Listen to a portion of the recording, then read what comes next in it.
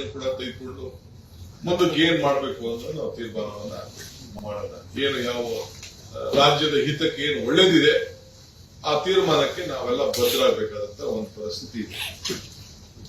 ಆದ್ರೆ ಒಂದು ನಾನು ತಮ್ಗೆ ಹೇಳಲಿಕ್ಕೆ ಬಯಸ್ತೇನೆ, ಇಲ್ಲಿವರೆಗೂ ಜುಲೈ ನಾವೇನು 0.6 TMC 100 ವರ್ಷದಲ್ಲಿ ಲಾಸ್ಟ್ 100 years ಇಲ್ಲಿವರೆಗೂ ಬಿಟ್ಟಿರೋದು lowest in the last 100 years.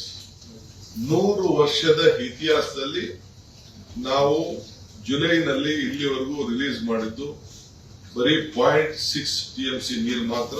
ಇದು ಬಹಳ ಲೋಯೆಸ್ಟ್.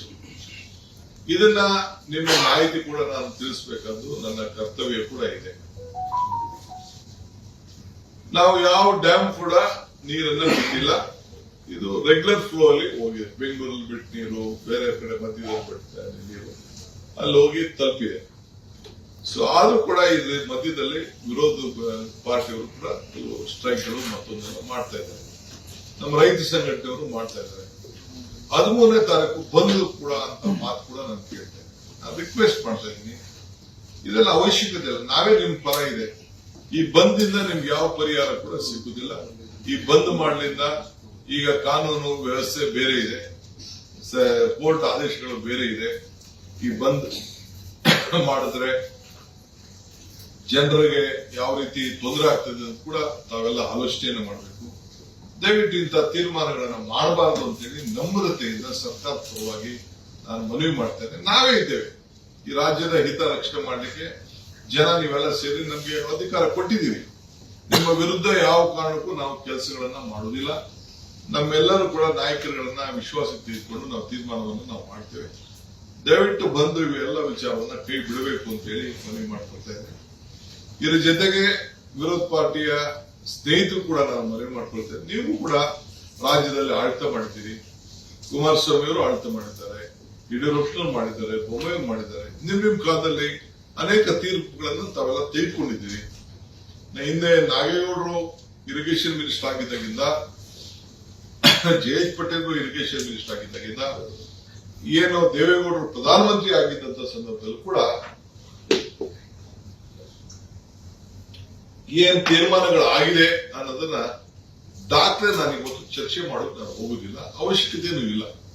ಆದ್ರೆ ಆ ಸಂದರ್ಭದಲ್ಲಿ ಕೆಲವು ತೀರ್ಮಾನಗಳು ಆಗಿದೆ.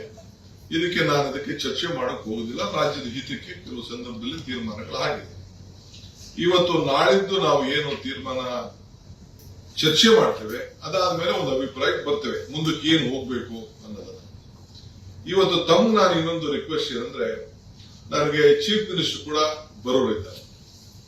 ನಾನು 3ನೇ ತಾರೀಕು ಬರ್ತೀನಿ ಅಂತ ಹೇಳಿದ್ದಾರೆ. ನಾನು ಒಬ್ಬ ಚೀಫ್ ಮಿನಿಸ್ಟರ್ ನಮ್ಮ ಹತ್ರ ಬಂದು ಚರ್ಚೆ ಮಾಡ್ತೀನಿ ಅಂತ ಹೇಳಿದಾಗ, ರಾಜ್ಯದ ಹಿತಕ್ಕೆ ಚರ್ಚೆ ಮಾಡಿದಾಗ, ಹಿಂದೆ ಕೂಡ ನಾನು ಮುಖ್ಯಮಂತ್ರಿಗಳು ಭೇಟಿ ಮಾಡ್ತೀನಿ ಅಂತ ಹೇಳಿ ನಾನು ರಿಕ್ವೆಸ್ಟ್ ಮಾಡಿದ್ದೆ ಸ್ಟಾಲಿನ್ ಅವರಿದ್ದಂತ ಸಂದರ್ಭದಲ್ಲಿ. ಅವರದ್ದು ಅನುಮತಿ ಕೊಟ್ಟಿರಲಿಲ್ಲ. ಮಧ್ಯೆ ಅವರ ಎಲೆಕ್ಷನ್ಸ್ ಬಂತು. ಸೊ ಆ ಎಲೆಕ್ಷನ್ ಬಿಸಿ ಅವರು ಇದ್ರು. ಸರ್ಕಾರ ಕೂಡ ಬದಲಾವಣೆ ಆಗಿದ್ದಾರೆ. ಈಗ ಹೊಸ ಚೀಫ್ ಮಿನಿಸ್ಟರ್ ವಿಜಯ್ ಅವರು ಬರ್ತೀನಿ ಅಂತ ಹೇಳಿ ಅವರ ಟೀಮ್ ಲಿಸ್ಟ್ ಕಳಿಸ್ಕೊಟ್ಟಿದ್ದಾರೆ. 5 ಜನ ಮಿನಿಸ್ಟರ್ಸ್ ಬರ್ತೀವಿ ಅಂತ ಹೇಳಿ ಅವರು ಕೂಡ ಹೇಳಿದ್ದಾರೆ.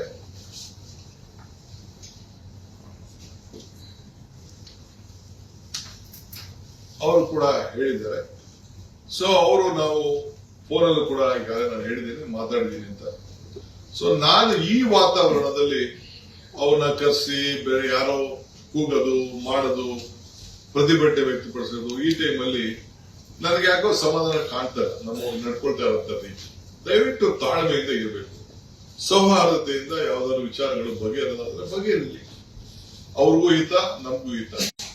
ನಾನು ಈಗಾಗಲೇ ನಿಮ್ಗೆ ಹೇಳ್ತಾ ಇದ್ದೀನಿ, ಈ ಮೇಕೆದಾಟು ಏನು ನೀರಾವರಿ ಇದೆ, the Mekedatu balancing reservoir, this is more helpful to Tamil Nadu then Karnataka.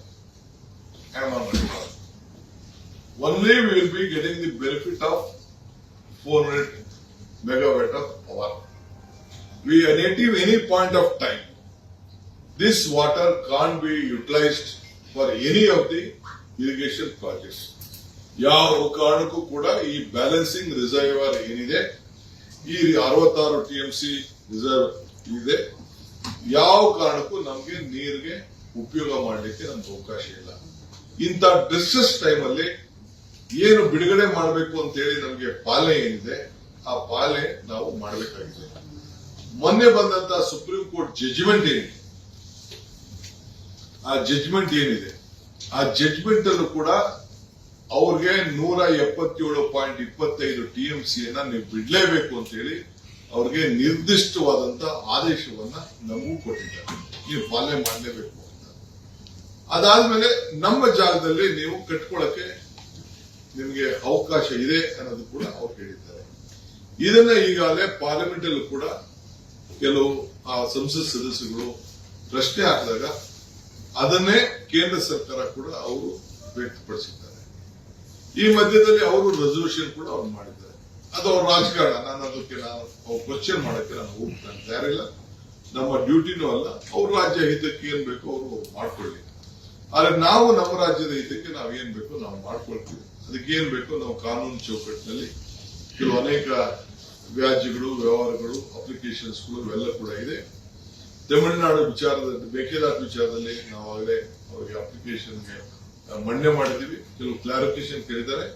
ಆ ನಿನ್ನೆ ಕೂಡ ಕೆಲವು ತಿರಸ್ಕಾರ ಆಗಿದೆ ಅಂತ ಹೇಳಿದ್ರೆ ತಿರಸ್ಕಾರ ಅಲ್ಲ, ಅದು ಕ್ಲಾರಿಫೈ ಮಾಡಬೇಕು ಅಂತ ಹೇಳಿದ್ದಾರೆ. ಅದನ್ನ ನಾವು ಏನ್ ಬೇಕೋ ಅಬ್ಸರ್ವೇಷನ್ ಕೆಲವೆಲ್ಲ ಅದರಲ್ಲಿ ಮೆನ್ಷನ್ ಮಾಡಿದ್ದಾರೆ.